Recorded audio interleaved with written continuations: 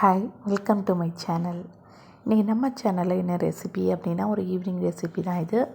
Onion bonda எப்படி செய்கிறதுன்னு வாங்க பார்க்கலாம். அதுக்கு முன்னாடி சேனலை சப்ஸ்கிரைப் பண்ணலைன்னா சப்ஸ்கிரைப் பண்ணிக்கோங்க. அப்போ தான் நான் போடுற வீடியோஸ் உங்களுக்கு நோட்டிஃபிகேஷனில் வரும். ஸோ வாங்க இது எப்படி ப்ரிப்பேர் பண்ணலான்னு பார்க்கலாம். இதுக்கு ஒரு மிக்சிங் பவுல் எடுத்துப்போம். இதில் நான் ஒரு நல்ல பெரிய வெங்காயமாக ஒரு 4லேருந்து 5 வெங்காயம் எடுத்திருக்கேன். இதில் கொஞ்சமாக நம்ம பச்சை மிளகாய் சேர்த்துக்கலாம். ஒரு பச்சை மிளகாவை பொடியாக சேர்த்துக்கோங்க. அதோட கருவேப்பிலை சேர்த்துக்கோங்க. அதோட 3 ஸ்பூன் அளவுக்கு கடலை மாவு சேர்த்துக்கலாம். அது கூட ஒரு 2 ஸ்பூன் அளவுக்கு அரிசி மாவு நம்ம சேர்த்துப்போம்.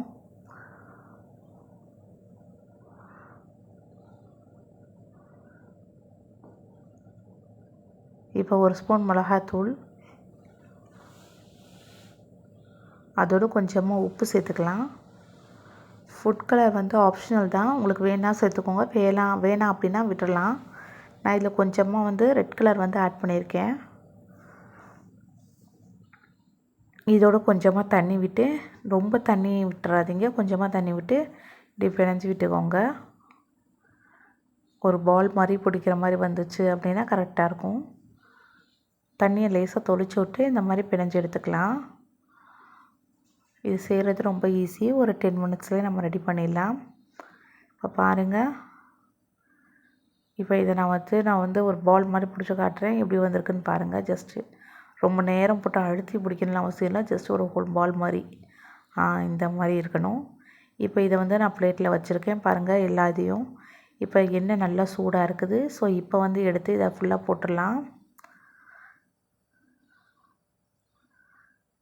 இப்போ எண்ணெய் நல்லா சூடாகிடுச்சு. இப்போ நான் போட்டுறேன். ஸோ நான்ஸ்டிக் ஃபேனில் நான் போடலை. நான் நார்மல் வீட்டில் உள்ள கடாயில் தான் போட்டிருக்கேன்.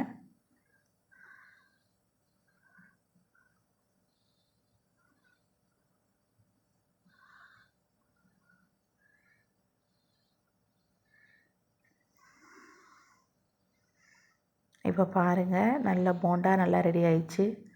இந்த டீ கடையில் கிடைக்கிற போண்டா மாதிரியே நம்மளுக்கு கரெக்டாக கிடச்சிச்சு. இப்போ இதை ஒரு பிளேட்டில் ட்ரான்ஸ்ஃபர் பண்ணிக்கலாம். ஸோ ரொம்ப சிம்பிளாகவே நம்ம ரெடி பண்ணிட்டோம்.